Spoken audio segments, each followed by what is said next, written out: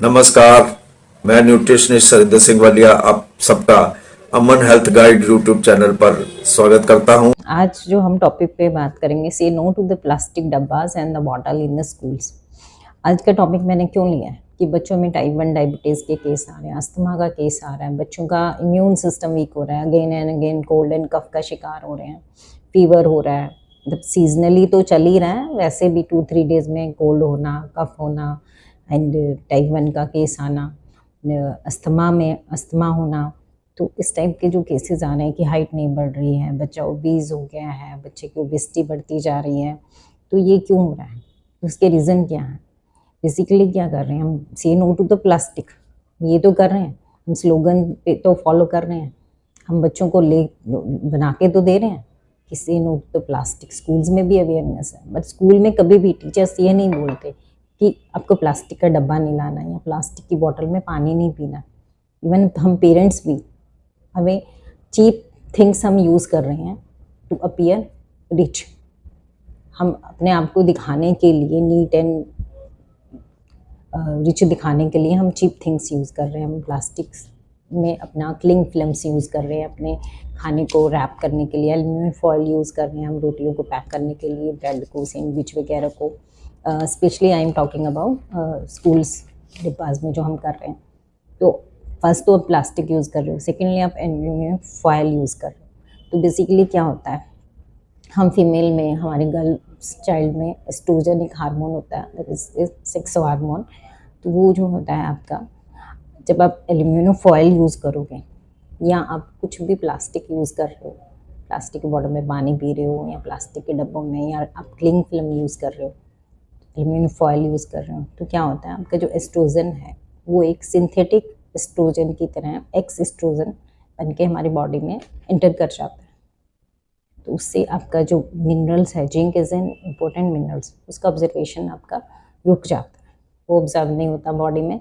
आपका height increase नहीं होती, बच्चों की हाइट रुक जाती है, बच्चे ओबीज हो जाते हैं, बच्चे इंसुलिन रेजिस्टेंट हो जाती है बॉडी, टाइप 1 के केस आते हैं, इवन अस्थमा ब्रीदिंग प्रॉब्लम हो जाती है। तो आपको क्या करना है, फर्स्ट तो you have to stop the plastic dabbas and the bottles, ये हमें बंद करना होगा। एल्यूमिनियम फॉयल नहीं यूज़ करना है। सेकेंडली आपको क्लिंग फिल्म्स यूज़ नहीं करनी है, स्पेशली क्योंकि खाना का टाइम जो बच्चे का होता है वो 2-3 आवर्स के बाद होता है स्टार्टिंग से। तो उसमें बच्चा जब तक वो टिफ़िन वगैरह यूज़ करता है तब तक उसकी ऑब्जर्वेशन एक्सेट्रोजन वगैरह, उसमें प्लास्टिक जो हार्मफुल केमिकल है वो उसमें मिक्स हो जाता है। तो बच्चों के अस्थमा के केस, डायबिटीज़ के केस, हाइट नहीं इंक्रीज़ हो रही, आपका जो टाइप 1 डायबिटीज़ है, ये सब आपका स्टार्ट हो जाता है। तो बेसिकली बच्चे को क्या होता है कि बच्चे को आइडिया नहीं होता, बच्चे को हमें लगता है कि बच्चा बड़ा अच्छे से साफ़ सुथरा टिफ़िन लेके जा रहा है, बट हम उसी के लिए उसके जिंक ऑब्जर्वेशन में और बाकी चीज़ों में उसमें गड़बड़ हो रही है। तो first you have to stop this plastic dabbas and the bottle. You can use the glass bottles, you can use the steel dabbas, जैसे हम पहले भी करते थे। इवन हमारा जो इंडिया में ट्रेडिशन है, जब भी बच्चा 6 महीने से ऊपर जाता है, हम सॉलिड फूड पे लेके आते हैं, तो हमारे जो दादा नाना नानी वगैरह हमें क्या करते थे, या मामा मामी हमें गिफ्ट करते थे सिल्वर स्पून, सिल्वर का ग्लास, सिल्वर की प्लेट।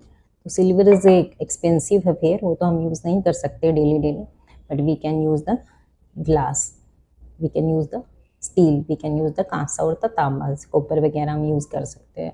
पहले भी हम टिफ़िन्स वगैरह वही लेके जाते थे स्टील की डब्बी में, बट अभी हम रिच के चक्कर में हम चीप थिंग्स कर रहे हैं। We have to stop this so that हमारे जो बच्चे हैं वो ओबीज का शिकार ना हो, हमारे बच्चों की हाइट अच्छी इंक्रीज़ हो, plus type 1 diabetes and asthma वगैरह के केसेस ना हो।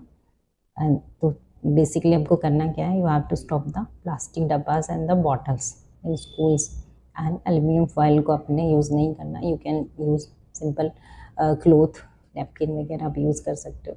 दोस्तों, आपने न्यूट्रिशनिस्ट दीपिका जी को सुना। आपको कोई भी जानकारी इनसे लेनी हो तो आप इनके फ़ोन नंबर पे कांटेक्ट कर सकते हैं। उम्मीद है कि आपको हमारी ये जानकारी पसंद आई होगी। इसी प्रकार की नई जानकारी लेकर जल्द ही आपके रूबरू होंगे।